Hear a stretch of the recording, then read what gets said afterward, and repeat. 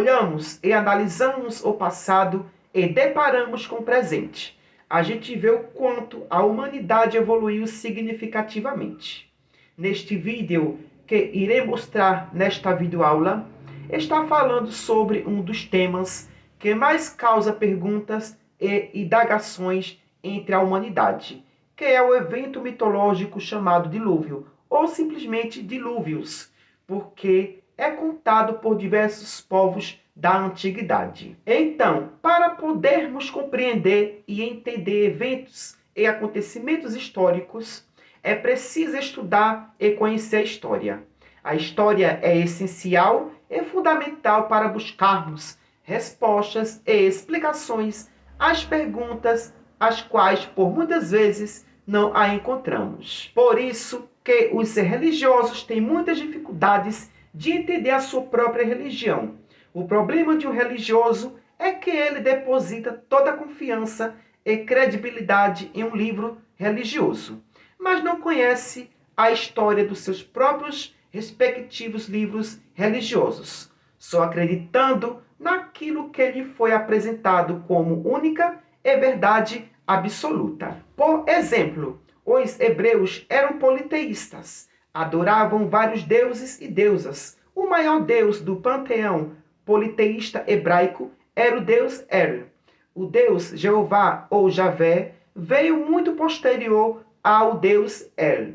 Então, a maioria dos religiosos cristãos não tem esse conhecimento. E outra, só para atualizar, é completamente errado a gente falar judaico-cristão, porque são religiões totalmente opostas e antagônicas.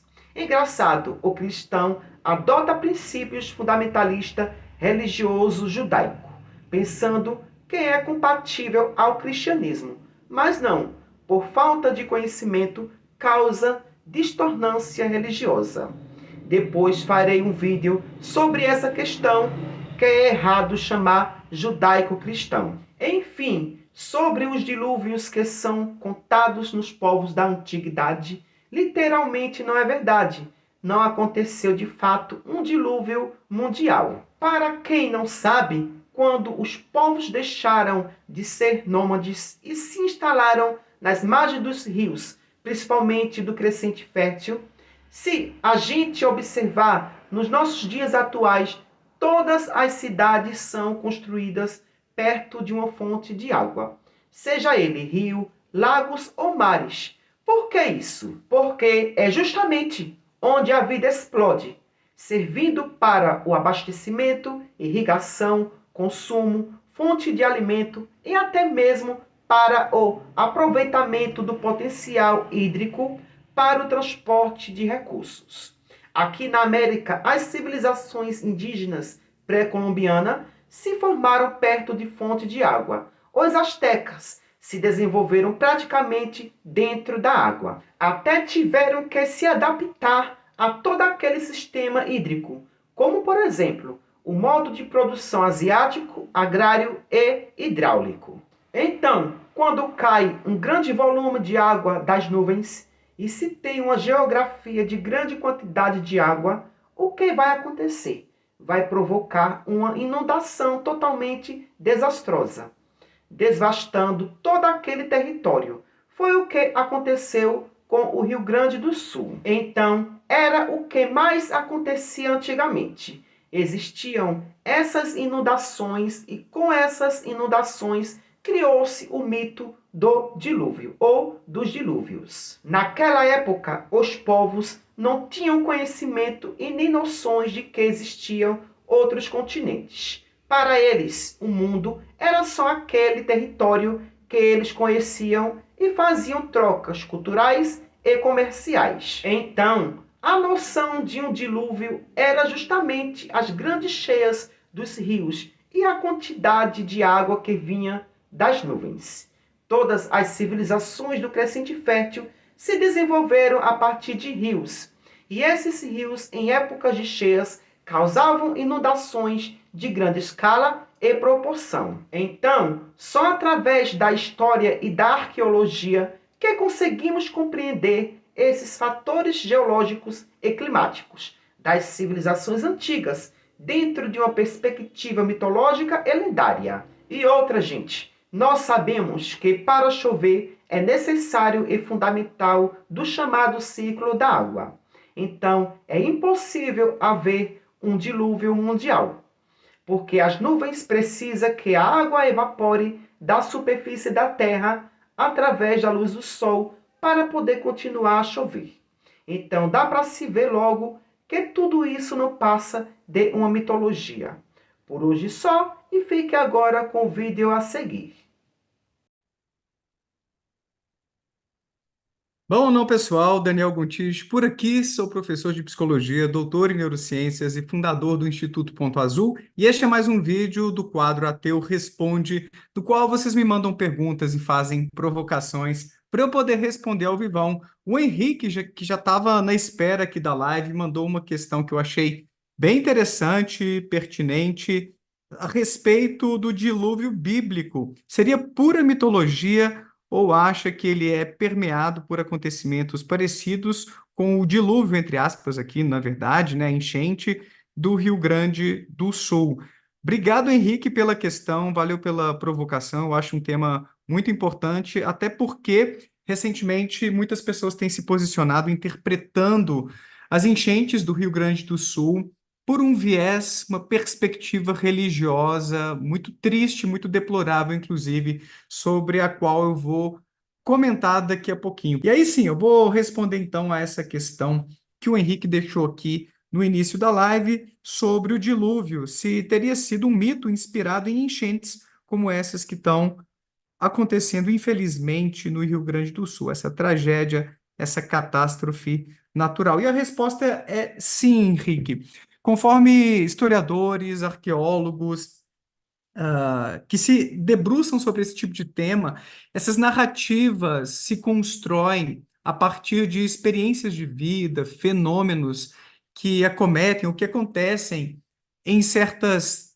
Eu acho que eu posso dizer tribos, sem pestanejar aqui, mas também entre povos que não conseguiam explicar algumas experiências de vida e que receberam muitas vezes relatos registrados ou por tradição oral de certos acontecimentos por parte de seus antepassados e vão replicando, passando isso adiante, e essas narrativas vão ganhando contornos cada vez mais lendários, extraordinários, e muitas vezes existe um esforço por parte dessas pessoas de encontrar um porquê. Por que isso aconteceu? Não deve ter sido por acaso. A nossa vila estava aqui prosperando há décadas, talvez há séculos, e de repente uma enchente dessa grandeza acaba destruindo tudo, dizimando boa parte da população, pegando de surpresa, assim. Talvez estivéssemos fazendo coisas que desagradaram aos deuses ou ao Deus, dependendo se a comunidade era monoteísta. Então, existe, diante dessas catástrofes, de grandes acontecimentos, sejam eles bons ou frequentemente ruins, desastrosos, essa tentativa de encontrar um porquê. E a religião, ou esses tipos de narrativa mitológicos, vem preencher essa falta de resposta, vem trazer algum tipo de sentido e até mesmo de orientação sobre o que fazer para evitar isso posteriormente. E a partir disso nascem esses contos. Daniel, mas o negócio do dilúvio, você encontra esses tipos de narrativa em várias sociedades de forma independente. Isso não é uma evidência de que ocorreu um dilúvio em escala mundial? Não, a gente não pode tomar isso como uma evidência. Existem explicações alternativas para esse tipo de coisa. Depois busquem aí no Google, deem uma googada, como a gente fala.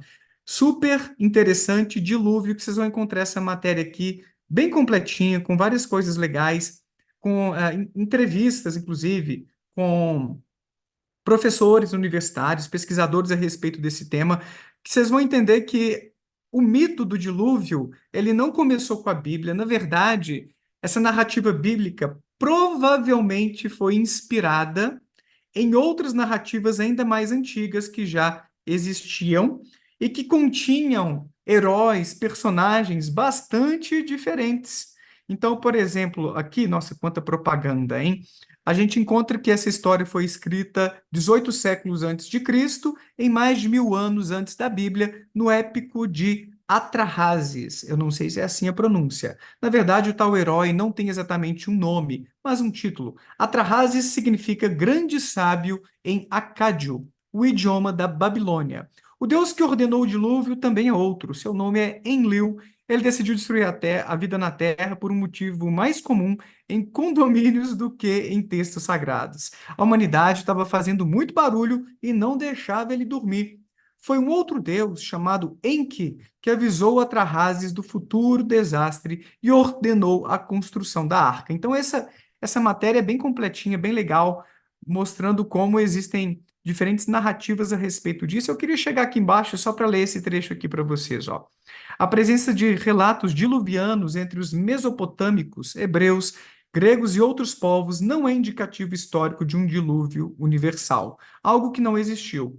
Ele foi inspirado em enchentes e inundações recorrentes mesmo, como dos próprios rios Tigre e Eufrates, bem onde estavam aquelas primeiras civilizações. Para as religiões, o importante não é a veracidade da história, e sim a simbologia que a destruição pelas águas carrega. Que simbologia? Um divisor de águas entre diferentes momentos na história, onde a água significa ou simboliza muitas vezes fertilidade. Então, existiria um tempo depois de ou um período, uma era, algo depois de um momento ruim, de um momento difícil, um renascimento, um futuro próspero que seria simbolizado por esse dilúvio que reiniciaria, digamos assim, um ciclo. Então, eles discutem um pouquinho essa noção aqui, inclusive trazem que tribos indígenas brasileiras possuem também suas versões do dilúvio, como os tupinambás, que acreditavam em dois grandes dilúvios, ou acreditam, não sei. A lenda começa com um incêndio universal que criou as ondulações da Terra. Até então, ele não tinha relevo. Ela, na verdade. Depois veio um dilúvio que apagou o fogo e tornou tudo habitável novamente. Olha que legal. O segundo dilúvio, Tupinambá, é mais na linha mesopotâmica. Veio o aguaceiro, os rios subiram e só alguns humanos conseguiram se salvar, escalando coqueiros e palmeiras. Veja como cada civilização, cada povo, dependendo das condições de ecossistema, suas condições de vida, onde eles habitam, acabam enfeitando, ornamentando ou imaginando o que aconteceu, conforme suas próprias referências aqui. A galera aqui dessas tribos indígenas, os tupinambás, imaginaram que quem se salvou escalou coqueiros e palmeiras. Não construíram exatamente uma arca e tudo. Então, existem versões diferentes que foram imaginadas conforme essas referências de ecossistema, de... Qual é a palavra, gente? Está me fugindo aqui, diferentemente de ecossistema. Mas eu acho que vocês entenderam o que eu quis dizer, né? Então, o ponto é que, seja qual for o seu dilúvio favorito, o fato é que todos eles são alegorias para dois sentimentos bem universais: o medo de que tudo acabe.